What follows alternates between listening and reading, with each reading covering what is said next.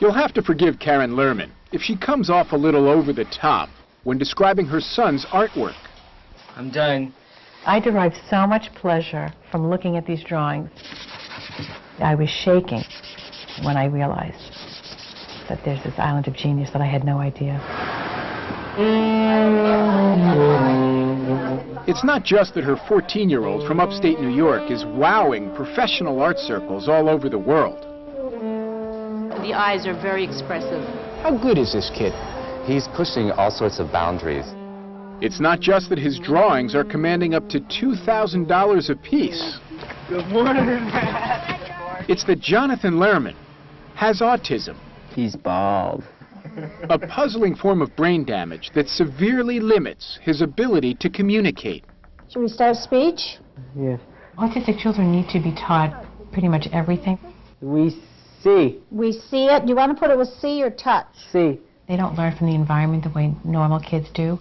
We went from thinking that we had, a fairly significantly handicapped child to realizing that we had a gifted child. I want to do my sculpture. It wasn't until Jonathan started drawing in an after-school program when he was 10 that his parents realized the depth of his talent and his emotion. It's so incredible how moving it is. The expression in the face of the clown, the sadness that comes through, and the loneliness and the isolation he feels is all there. And he's letting us know through his drawings because he really can't verbally tell us that. So this is a bit of a window. Absolutely. It's a window into his world, basically. It's really the paradox of autism, this combination of deficit and great strength. San Francisco neurologist Dr. Bruce Miller has been studying these islands of brilliance within damaged brains like Jonathan's. I think these pictures in children with autism come out almost like an instinct. This is something that's firing in the brain and comes right out onto the paper. I think his brain is a beehive of visual activity, and I think it's telling us that his brain is very active and very functional. While he and other scientists still aren't sure how such remarkable talent can emerge, Dr. Miller has found some clues in another group of extraordinary and unlikely artists. And then we go in. People like 87-year-old Audrey Sear of Mandeville, Louisiana. I think it's perfect, Audrey. 4 years ago, she was diagnosed with Alzheimer's disease. That's when her amazing ability was suddenly unleashed. Talent she'd never shown before, not once in her entire life. According to her daughter-in-law, Kathy. I'm real excited to have this. The neurologist suggested that we try different things that she had never done before to challenge parts of her brain that she hadn't used. Isn't that fun? So I took her to a local art class and signed her up, and she started producing these incredible works, and we're like, how did you do this? Now you got to button it. Oh, this one? Mm-hmm. This one? When you see someone like Audrey Sear, and you can see her painting, Perfect. you know that that dementia has unlocked something, and that this would never probably have occurred if it hadn't been for that degenerative disease. Is this sort of the way in which a blind man develops a better sense of smell? Yes. Oh, that's better.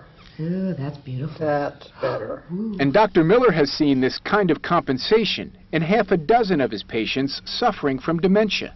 This is a normal, healthy brain here, and this is a patient with dementia.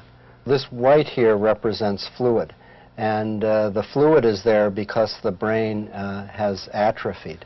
It has been lost. And this is the language area that has lost tissue. That's the left hemisphere of the brain, the area damaged in both an autistic child like Jonathan and an Alzheimer's patient like Audrey. Mm-hmm. It's pork chop, isn't that good? It's called pork chop. Somehow, the damage on the left side actually strengthens the right side.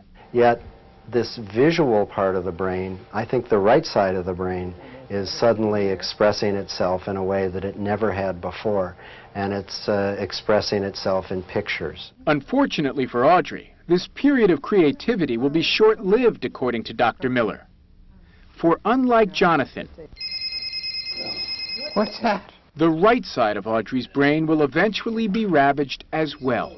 The precision is lost, the details go away, and then the desire to paint altogether disappears. Now I can go this way? Yes. Oh, yeah. The light goes out. The light goes out.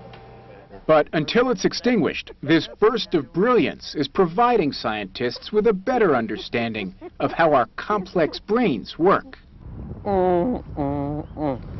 It's beautiful.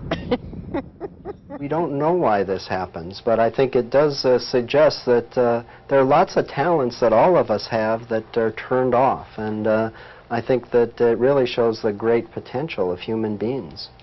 Are there fewer sad days now because of his artwork for you as a mom? Oh, absolutely. Absolutely, because he is so happy when he's drawing. He has a way to communicate. This is good. Which was so frustrating for him.